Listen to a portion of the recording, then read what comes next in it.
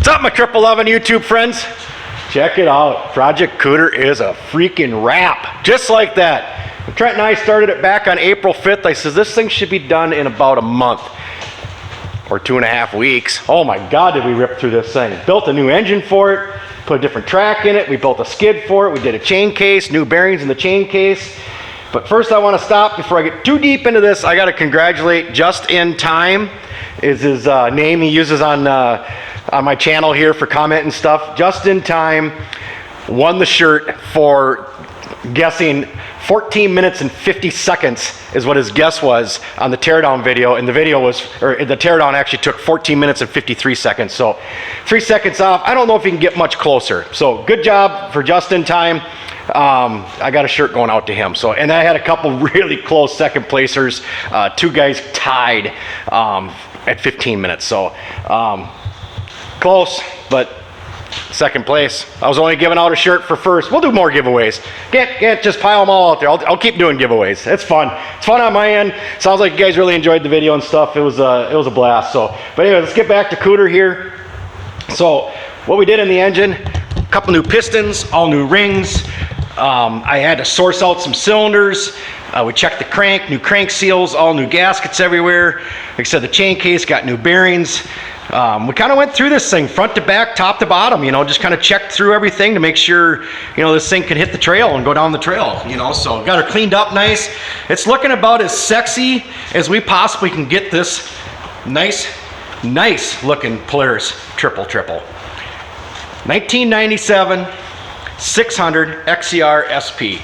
This thing is a freaking cool sled. They came out in 96, and then 97 they went to white, and I'm not even 100% sure if they did them in 98. I think they did, and then after that they kind of went away. So, but the only thing it needs still is a bumper, and I got a little short list. I need to get a screen down here yet. I just dug one out of the parts room.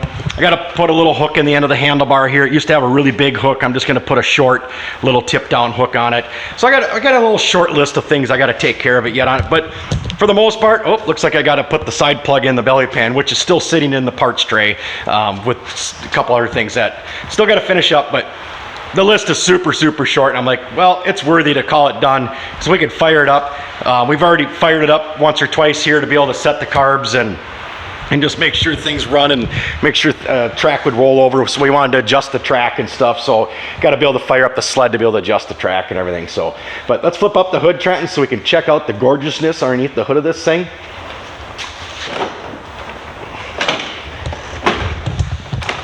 Oh, would you look at how beautiful that all came together. We made this thing look as beautiful and as sexy as we possibly could with the parts that we had. Like I said, this is going to be a budget build.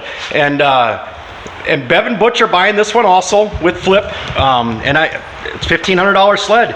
And I wasn't going to go buy a whole bunch of parts to make this thing gorgeous and beautiful, but it's about as beautiful as I can make it with the parts that I had. It's a good solid sled, ready to hit the trails. And Trenton's gonna go shut the air compressor off for me. Sometimes I forget that dang thing, and the compressor's running now, but this thing is just looking just lovely. Oh my God, it's so nice. Everything came together nice. And guys, when you redo your pipes, spend the extra couple bucks and buy all new springs everywhere. Don't reuse all your old shitty, rusty looking, filthy, greasy springs. If you paint up your pipes and make them look like that, go ahead and put some new springs on there. It isn't that much for those springs. They're like $1.50 at the most, maybe $2 a spring. But there is like 26 of them, I think, on here, but well worth it. So, well, let's fire it up, Trenton. Let's hear this beautiful thing purr like it does.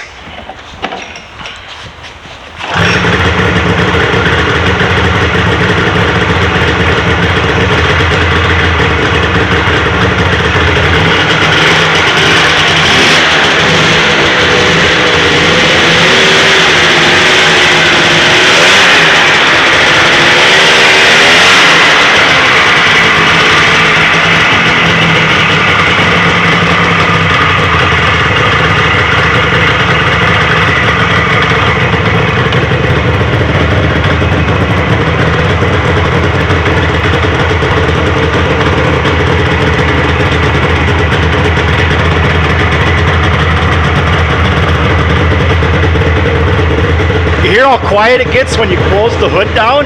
With the insulation that's still in the hood, it actually makes them a lot quieter when you close the hood down. But you can see how much it's smoking, because I use so much oil when I assemble it. I'm very, very generous with oil when I put these things together. And then I mix the first tank to about 40 to 1. You can go 32 to 1 also, but I already have a couple gallons in there at 40 to 1.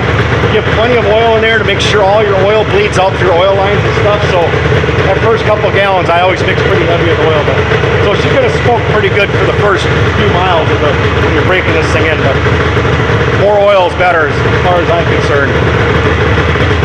Look at all that thing just sits there and purrs.